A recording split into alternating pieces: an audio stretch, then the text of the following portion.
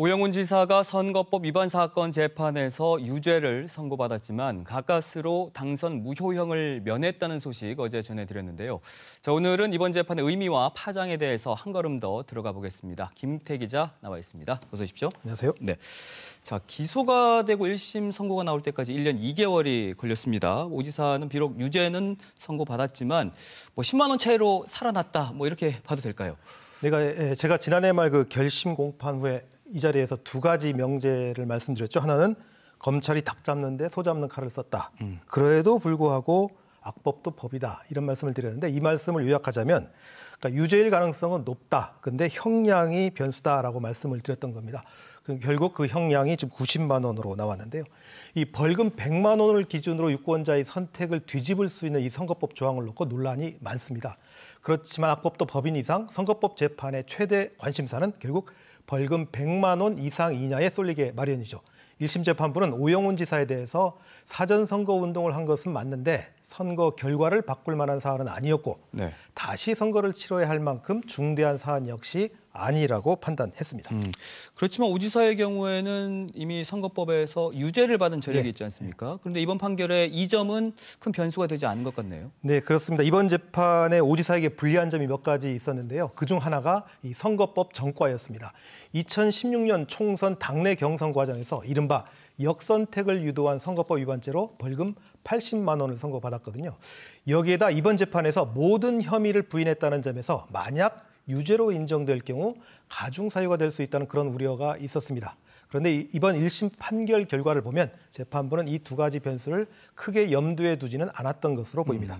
자, 그럼 이 정도 사안을 놓고 기소한 검찰에 대해서 비판이 좀 나올 수 있지 않을까 싶기도 한데요. 네, 오 지사에게 1년 6월을 구형했다는 점에 비춰보면 1심 선고 결과는 아마 검찰에게 큰 충격이었을 겁니다.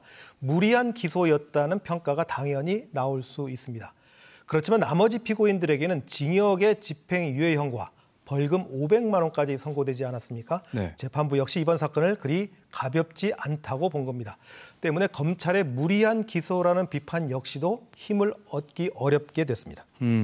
선거법을 위반하긴 했지만 그 과정에서 오 지사의 가담 정도를 검찰이 명확하게 입증하지 못했다 이렇게 봐야 되겠군요. 네, 그렇게 요약할 수 있을 것 같습니다. 검찰에게 가장 뼈아픈 대목일 겁니다.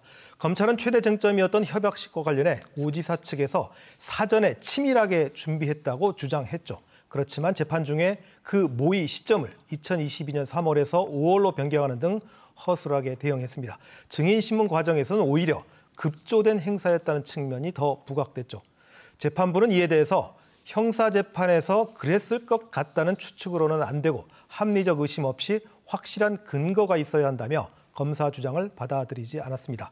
그 결과 오 지사는 기소된 6개 항목 중에서 사전선거 운동만 유죄를 받았을 뿐 나머지 정치자금법 위반 혐의나 지지선언 관련 혐의에 대해서는 모두 무죄를 받았습니다. 반면 정원태 제주도 중앙협력본부장과 김태형 제주도 대외협력특보는 각각 벌금 500만 원과 400만 원이라는 선거법 치고는 꽤 높은 형량을 받았거든요. 이 사전선거운동은 물론 지지선언 관련해서도 가담 정도가 높다며 유죄를 받았기 때문입니다. 오 지사가 협약식을 사전선거운동으로 활용을 했고 그 행사 비용을 단체에서 대신 내줬다면 그럼 자연스럽게 정치자금법도 유죄가 되는 것 아닐까 이런 상식적인 의문도 들 법한데요. 네, 그렇게 생각할 수도 있겠습니다만 재판부는 이 사전선거운동죄는 인정했지만 적극적인 공모 사실을 받아들이지 않지 않았습니까? 그 맥락에서 이해하시면 될 텐데요. 오 지사와 그 협약식 비용을 대신 낸 단체 대표 간에 공모 증거가 없다고 봤기에 재판부는 이 점에서 오 지사에 대해 무죄라고 판결했습니다. 또 하나 궁금증이 있는데요. 지지선언을 놓고 유죄로 선언하지 않았습니까? 그동안 선거 과정에서 흔히 볼 수 있었던 이런 행위를 선거법 위반으로 본 근거는 뭘까요? 저도 사실 이 부분은 개인적으로 좀 의외라고 생각한 점인데요. 재판부는 엄격하게 판단했습니다.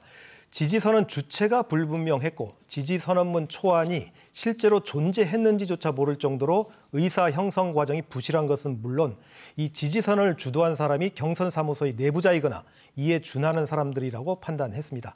다만 이 과정에서 관여했다는 증거가 없는 오 지사에게는 무죄, 2명의 특보에 대해서는 공모와 모의 사실을 인정해 유죄를 선고했습니다. 네, 선거법 재판의 최대 관심사가 재선거 여부에 달려있다는 점에서 유죄를 받긴 했지만 결국 오지사의 판정승 이렇게 1심을 평가해도 될까요? 결론만 보면 그렇게 봐도 무방할 듯합니다. 하지만 오지사 역시 큰 상처를 받았죠. 본인도 유죄를 선고받은 것은 물론 자신의 최측근 2명 모두 중형을 선고받았습니다. 선거법상 이들도 100만 원 이상 벌금형이 확정되면 공무원직을 잃게 됩니다.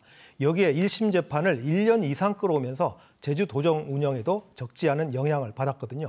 결과론이긴 하지만 이 정도 판결이라면 모든 혐의를 부인하면서 재판을 장기화하기보다 차라리 일부 유죄를 인정하는 재판 전략을 썼던 게 낫지 않았을까 하는 그런 평가도 나오는 이유입니다. 자, 그런데 이게 재판의 끝은 아닐 것 같습니다. 결국에는 대법원까지 가겠죠. 사안이 사안이니만큼 그렇게 예상됩니다. 선거법에 따라서 항소심과 상고심 모두 석 달 이내에 선고해야 합니다. 따라서 조금 늦어지더라도 확정 판결은 올해 하반기쯤 나올 것으로 전망됩니다. 앞으로 남은 재판에서 검찰은 오지사가 가담한 정황에 대한 사실관계를 증명하는 데 집중할 것으로 보입니다.